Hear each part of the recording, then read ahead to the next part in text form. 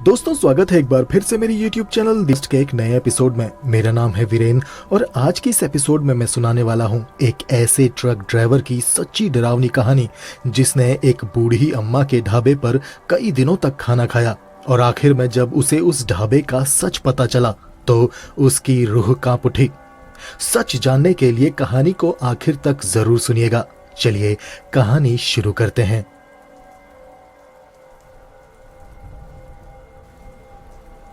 मेरा नाम किशन राम है। मैं एक ट्रक ड्राइवर हूँ। ये कहानी थोड़ी लंबी है, इसलिए आपको धैर्य और हिम्मत रखकर ये कहानी सुननी पड़ेगी। ट्रक ड्राइवरों के साथ ऐसी घटनाएं घटती रहती हैं जिन्हें दूसरों को यकीन दिलाना कभी कभी मुश्किल हो जाता है कि वो सच हैं। कभी कभी ट्रक ड्राइवर किसी गुमनाम रास्तों में भटक कर चले जाते हैं, कुछ लौट कर नहीं आते। न जाने उनके साथ क्या होता है, और जो लौट कर आते हैं उनके पास सुनाने के लिए सिर्फ कहानियां ही बचती हैं। मैं आज 70 साल का हूं और ये घटना तब की है जब मैं 20 साल का था, यानी ये कहानी 1975 की है। उस वक्त मैंने नया नया ट्रक चलाना सीखा था। मेरे पिताजी एक स्वतंत्रता सेनानी थे और उन्होंने कई साल फौज में भी बिताए थे। सरकार की तरफ से उन्हें पुरस्कार के रूप में कुछ पैसे भी मिले थे। थोड़े और पैसे मिला के उस वक्त उन्होंने एक ट्रक खरीद लिया था। मैं उसी ट्रक को लेकर लंबे लंबे सफर पर निकल जाया करता था। उसी साल महाराष्ट्र के एक गांव के बीच सड़क बन रही थी जो बड़े से पहाड़ को काटकर बनाई जा रही थी। मेरा ट्रक उसी में रेता बजरी सप्लाई के काम में लगा हुआ था। रात के वक्त बाकी ट्रक वाले तो वहां से चले जाते थे क्योंकि वो नजदीक में ही रहते थे, लेकिन मेरा घर वहां से बहुत दूर था।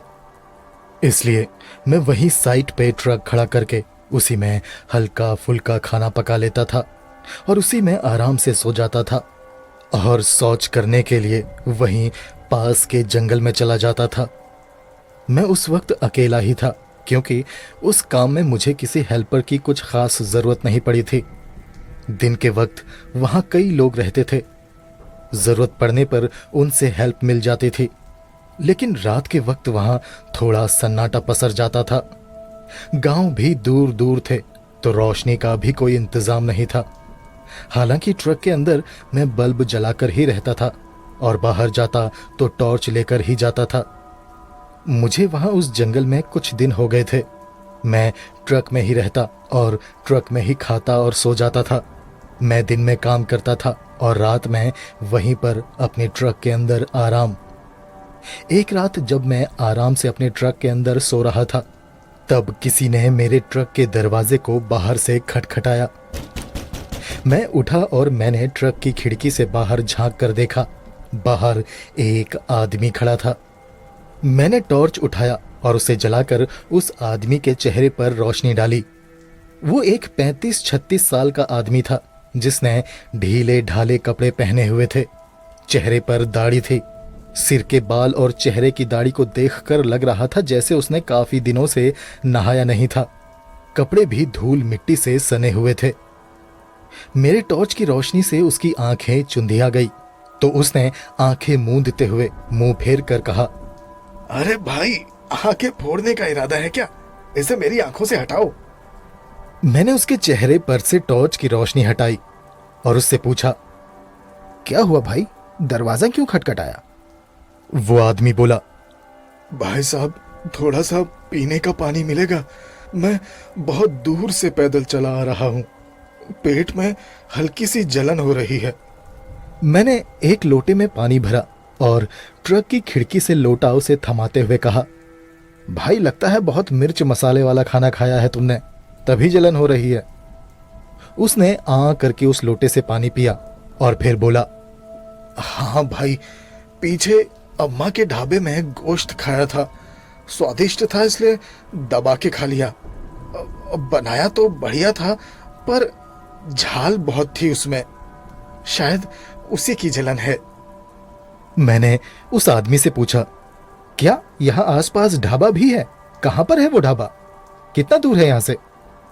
यहाँ से बस थोड़ा ही दूर है, यही कोई 20-25 मिनट पैदल चलकर तुम वहां पहुंच जाओगे। एक छोटा सा झोपड़ा ही है बस, देखने से पता नहीं चलेगा कि ढाबा है। मैंने कहा, अच्छा, मुझे मालूम नहीं था कि आसपास कोई ढाबा है। मैं कितने दिनों से रात में खुद खिचड़ी बना के खा रहा था। ठीक है, कल जाकर देखता हूँ वो ढाबा। वो आदमी बोला, अच्छा साहब, अब मैं चलता हूँ। पानी के लिए आपका शुक्रिया। उसके बाद वो आदमी वहां से चला गया। मैं वापस अपने बिस्तर में लेटा और थोड़ी देर में मुझे फिर से नींद आ गई। अगली सुबह उठकर फ्रेश होकर मैं वहीं पास ही की एक नदी पर गया और ठंडे पानी से नहा धोकर वापस ट्रक में आकर मैंने ट्रक के अंदर धूप अगरबत्ती जलाई और भगवान को याद करके साइट पे निकल गया। दिन भर सड़क निर्माण कार्य में भागदौड़ चलती रही। मैंने कुछ मजदूरों से उस ढाबे के बारे में भी पूछा, मगर सभी ने कहा कि उन्हें नहीं मालूम कि वहां पर कोई ढाबा है।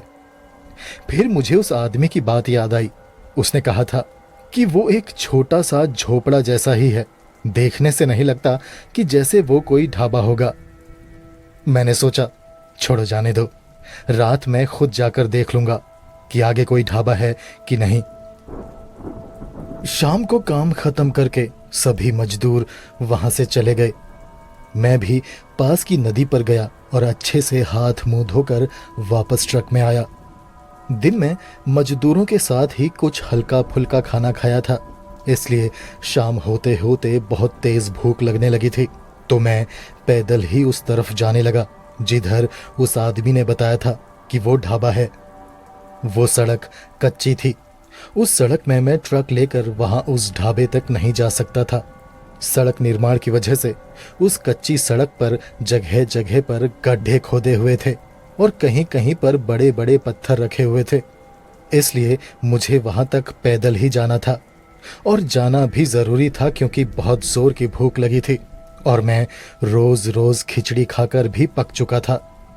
जिस रास्ते में मैं पैदल चल रहा था वो एक ऊबड़ खाबड़ कच्चा मार्ग था, जिसके दोनों तरफ जंगल थे और जंगल में किसी खतरनाक जानवर के होने का कोई डर नहीं था, क्योंकि मैं पिछले कुछ दिनों से वहीं रह रहा था और अब तक मैंने किसी खतरनाक जानवर को वहां नहीं देखा था। कभी कभी हिरन दिख जाते थे और बाकी बंदर और लंगूर के अलावा वहां और कोई दूसरा जानवर मुझे दिखाई नहीं दिया। रातों में उल्लू की हूट या फिर कौवे की काय काय सुनाई दे जाती थी। खैर, मुझे उस कच्चे रास्ते में चलते हुए लगभग 30 मिनट होने वाले थे और तभी मेरी नाक में बहुत ही लजीज खाने की खुशबू आने लगी। मैं समझ गया था कि ढाबा आसपास ही है और मुझे कहीं पर दूर किसी रेडियो में गीत बजते सुनाई देने लगे। मैं तेज तेज कदमों से चलता हुआ आगे बढ़ा तो मैंने उस कच्चे रास्ते के किनारे एक झोपड़ा देखा, जिसके बाहर एक लालटेन जल रही थी। बाहर एक लकड़ी की बेंच रखी हुई थी और झोपड़े के अंदर भी हल्की रोशनी दिखाई दे रही थी। मैं समझ गया था कि मैं अम्मा के ढाबे पर पहुंच चुका हूं। मैं उस कच्चे मार्ग से लगे हुए एक और संकरे से रास्ते में घुस गया। वो ढाबा उसी रास्ते में था। बस थोड़ा सा चलने के बाद मैं उस ढाबे के बाहर खड़ा था। ढाबे के बाहर कोई नहीं था। उसके दरवाजे पर जाकर मैंने आवाज दी, अब कोई है क्या अंदर? मगर अंदर से कोई जवाब नहीं आया। मैंने फिर से आवाज दी और झोपड़े के दरवाजे पर लगे हुए कुंडे को पकड़कर दरवाजे पर ठोका। तभी मेरे पीछे से मुझे किसी के खांसने की आवाज आई। मैंने पीछे पलटकर देखा। बाहर मेरे पीछे एक मोटी सी बूढ़ी औरत खड़ी थी। उसने पुरानी सी सफेद साड़ी पहनी हुई थी।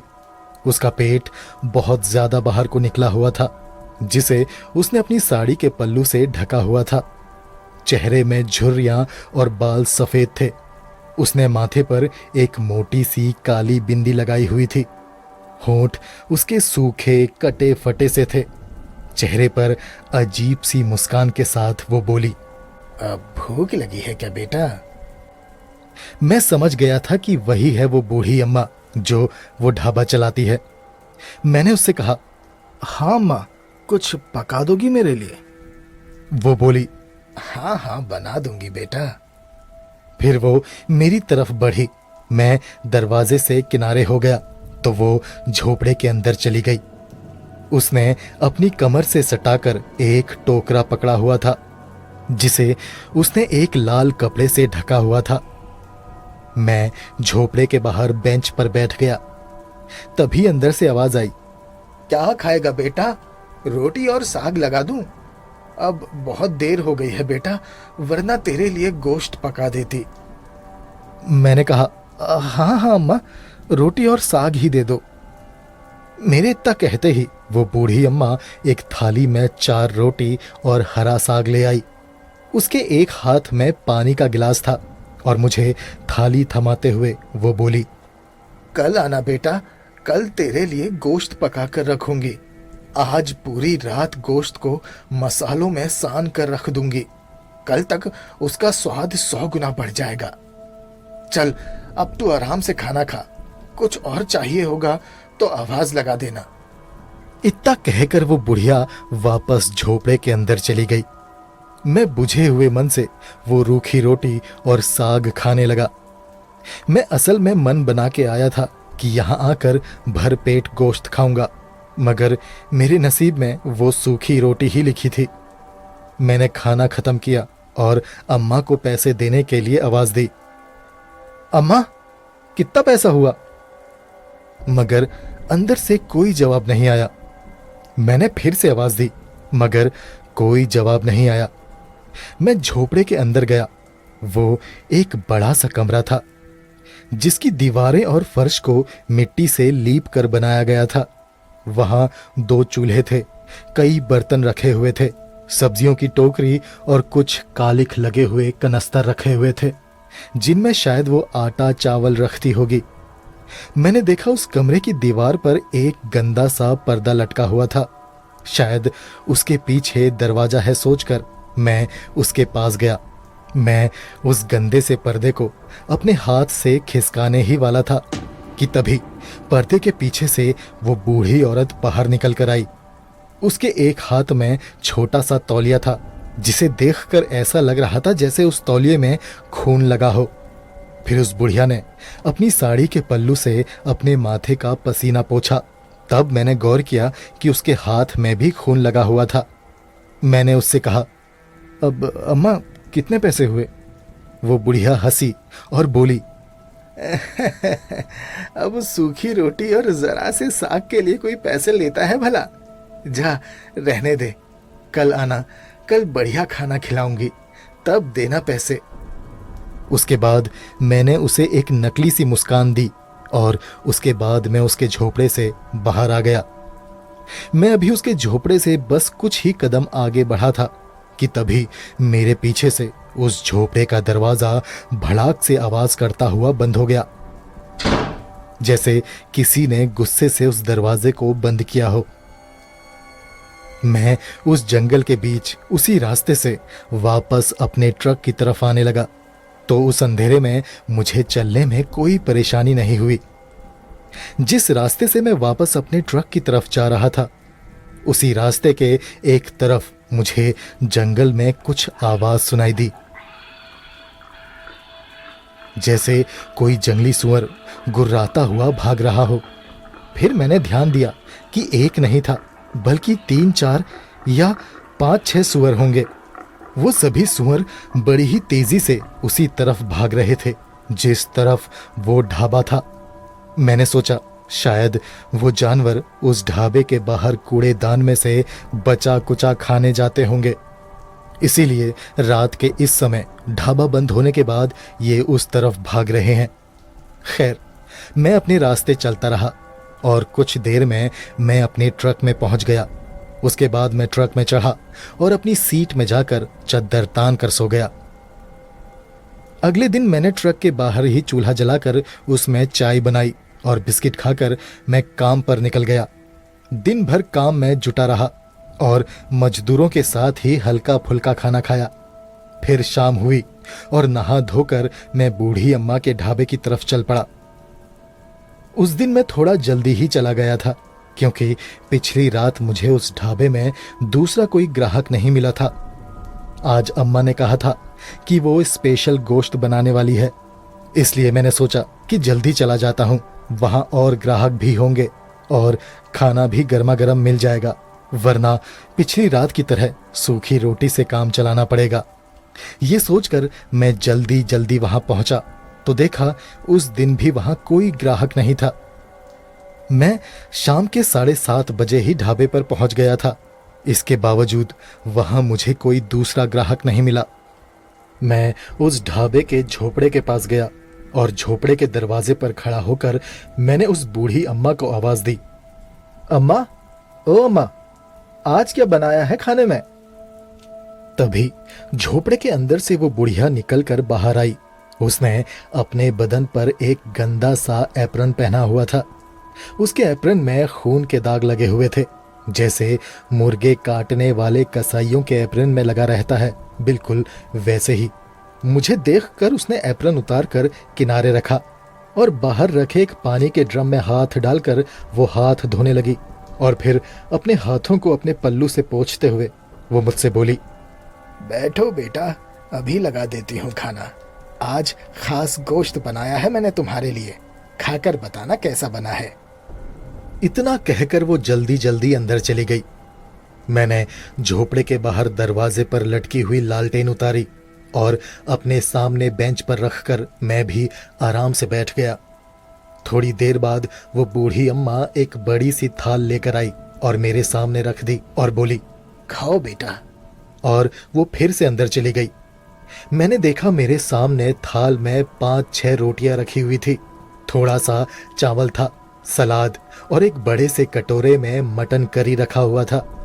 उसके बगल में ढेर सारा सूखा गोश्त। इतना सारा स्वादिष्ट खाना देखकर मेरी भूख बढ़ गई। सबसे पहले मैंने सूखा मसालेदार गोश्त का एक बड़ा सा पीस लिया और उसे मुंह में रखते ही मेरी जीभ के सारे टेस्ट बड्स नाचने लगे, क्योंकि वो गोश्त सच में बेहद लजीज था। फिर मैंने रोटी का एक टुकड़ा तोड़ा और उसे मटन करी में डुबोकर ग्रेवी के साथ उस रोटी को खाया। उसका स्वाद भी एकदम अलग था। मैंने आज तक वैसा मीट नहीं खाया था, ना ही घर में ना ही किसी होटल में। थोड़ी देर बाद वो बूढ़ी अम्मा एक गिलास और जग में पानी लेकर बाहर आई और बोली, गोश्त ठीक पका है ना बेटा? मैंने कहा, ठीक नहीं अम्मा, बहुत ज्यादा ठीक पका है। वैसे ये किस जानवर का गोश्त है? मेरे ऐसा पूछते ही वो बुढ़िया थोड़ा सा सक पका गई। उसके चेहरे पर एक अजीब सी मुस्कान आई और वो बोली, बेटा, ये बकरे का ही गोश्त है।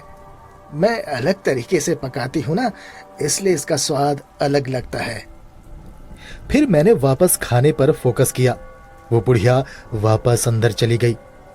कुछ देर बाद वो फिर से बाहर आई और बोली, बेटा और चाहिए? गोश्त बहुत पड़ा है।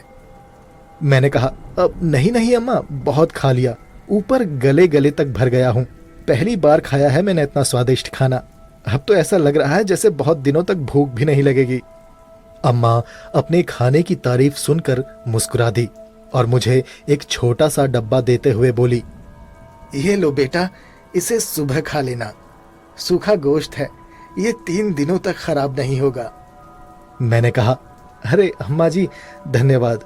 मैं आपसे कहने ही वाला था कि आप थोड़ा सा गोश्त सुबह के लिए भी बांध देना। चलिए बताइए कितना पैसा हुआ?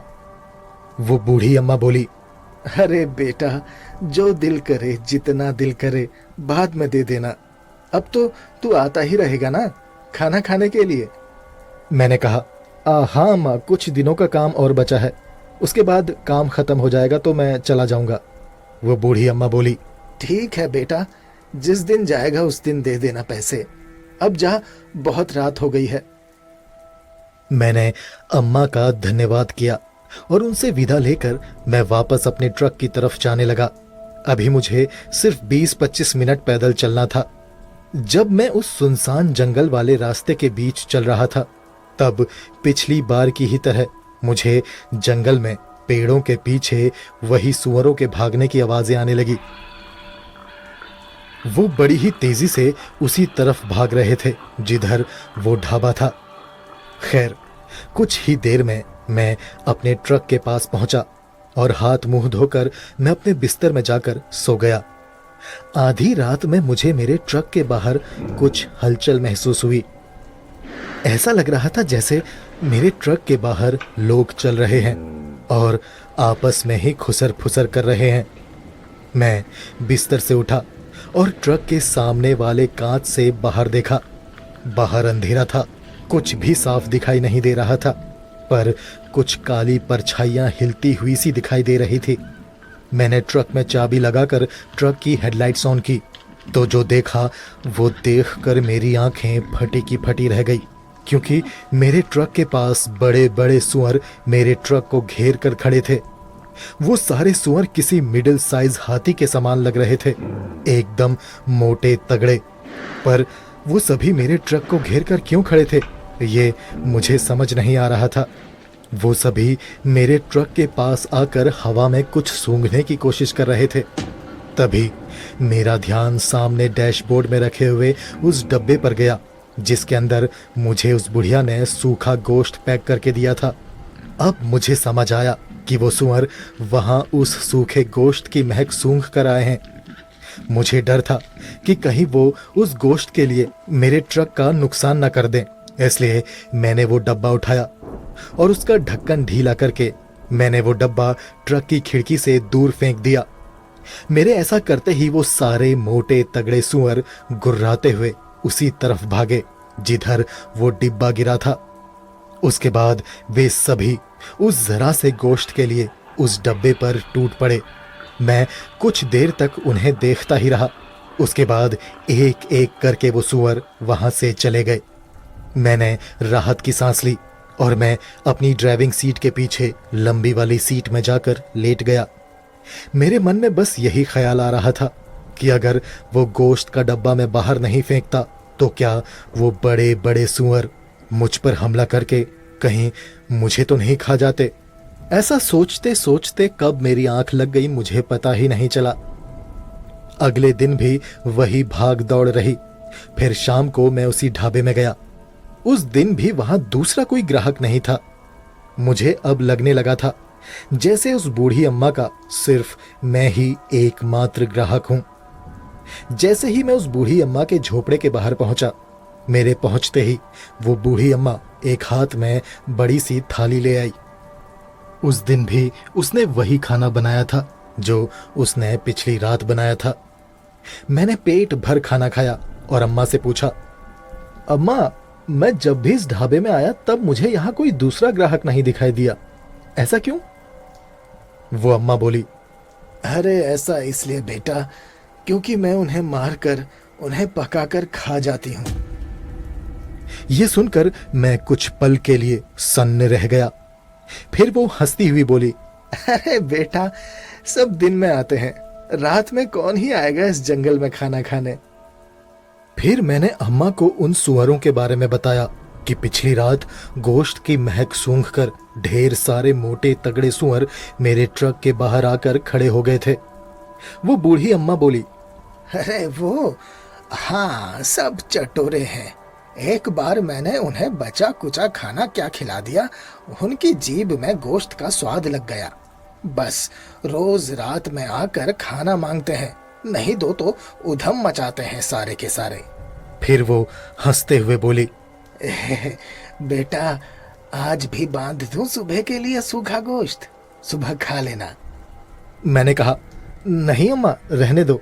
ये मोटे तगड़े हाथी जैसे सुअर फिर मेरे ट्रक को घेर कर खड़े हो जाएंगे। इससे अच्छा आप रहने दो, मैं कल आकर खा लूंगा। उसके बाद मैं वहां से वापस अपने ट्रक में आ गया। उस रात भी मुझे जंगल में उन्हीं मोटे तगड़े सुअरों की आवाजें सुनाई देती रही जो खाने की तलाश में ढाबे की तरफ दौड़ रहे थे। खैर, मेरे लिए तो ये रोज की ही बात हो गई थी।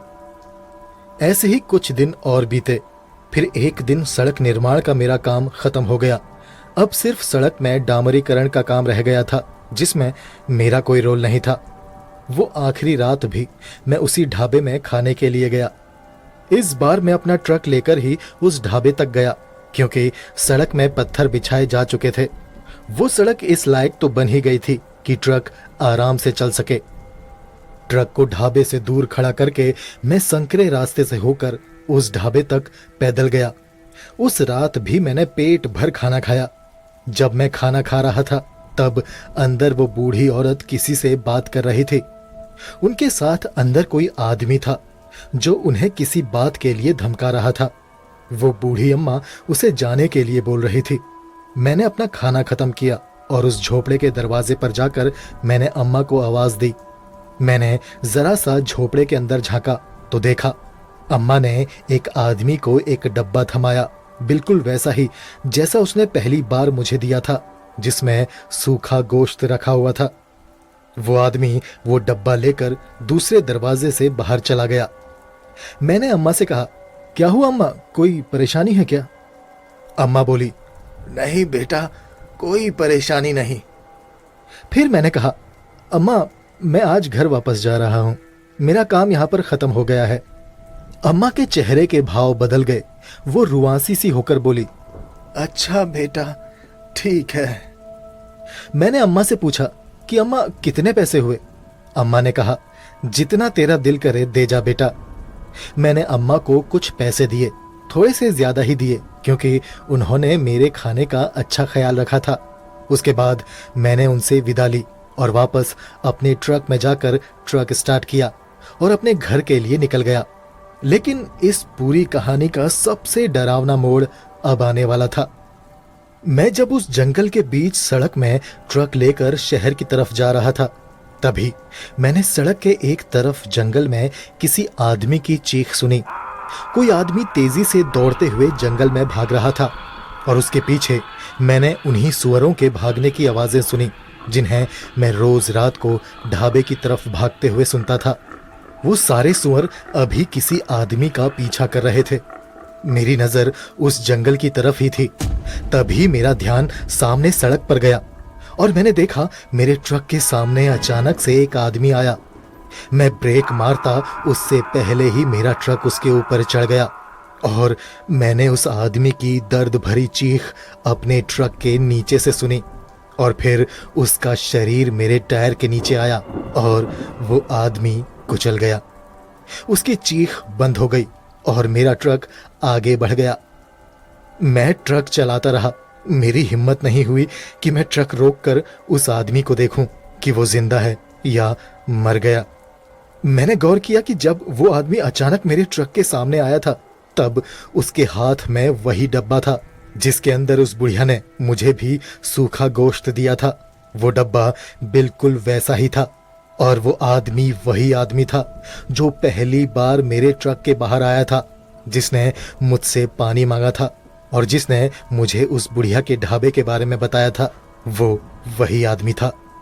अब मुझे समझ आया कि वो सुअर उस आदमी के पीछे क्यों पड़े थे, क्योंकि उन सुअरों को उस आदमी के हाथ के डब्बे से गोश्त की खुशबू आ रही थी। वो डब्बा उस आदमी को उसी बूढ़ी अम्मा ने दिया था। मैं उस आदमी को कुचल कर काफी आगे आ चुका था। अब मेरे मन में ख्याल आया कि अगर वो आदमी जिंदा हुआ तो उसे मदद की जरूरत होगी। मैं वापस नहीं जाना चाहता था, लेकिन मेरी अंतर आत्मा मुझे कोस रही थी। मैंने ट्रक रोका और यू टर्न लेकर वापस उसी जगह की तरफ बढ़ा जहां पर वो आदमी मेरे ट्रक के नीचे आकर कुचल गया था। मुझे डर भी लग रहा था कि अगर वो आदमी मर चुका होगा तो फिर मैं क्या करूंगा, और अगर वो आधा कुचला हुआ और जिंदा होगा तब भी मैं क्या ही कर लूंगा। लेकिन जब मेरा ट्रक उस सड़क में उसके करीब पहुंचा तो मैंने ट्रक की हेडलाइट की रोशनी में एक अजीब और डरावनी चीज देखी। जिस जगह पर वो आदमी मेरे ट्रक के नीचे कुचला था, ठीक उसी जगह में सड़क के किनारे कुछ सूअर खड़े थे और उस आदमी की कुचली हुई लाश बीच सड़क में पड़ी हुई थी और उस कुचली हुई लाश के पास वही बूढ़ी अम्मा बैठी हुई थी। वो उस आदमी की लाश के उसके कुचले हुए शरीर के मांस के टुकड़े उठा उठा कर एक टोकरी में रख रही थी। ये वही टोकरी थी जो मैंने तब उसके पास देखी थी जब मैं पहली बार उस ढाबे में गया था। ये देखकर मुझे उल्टी आने लगी। मैंने ट्रक की खिड़की से मुंह बाहर निकाला और उल्टी करने लगा। फिर मैंने वापस उस तरफ देखा। अब वो बूढ़ी अम्मा कमर में टोकरी सटाए खड़ी थी और मेरी ही तरफ देखकर